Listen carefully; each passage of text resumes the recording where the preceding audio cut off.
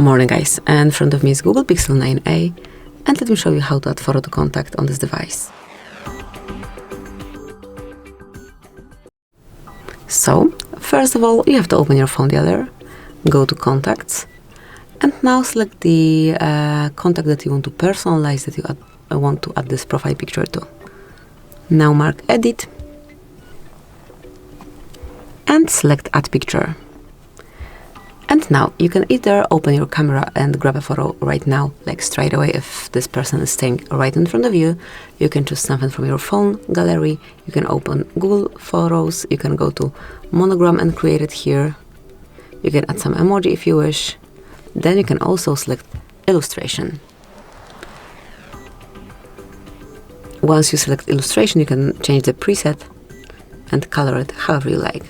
But let me change it to photo, so if you wish to add photo either from your Google Photos or gallery, it doesn't matter actually, just pick it, and now you can customize it however you like.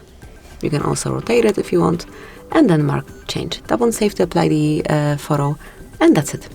So as you can see, from now on it's assigned to this contact. Thank you for watching, please subscribe our channel, and leave the thumbs up.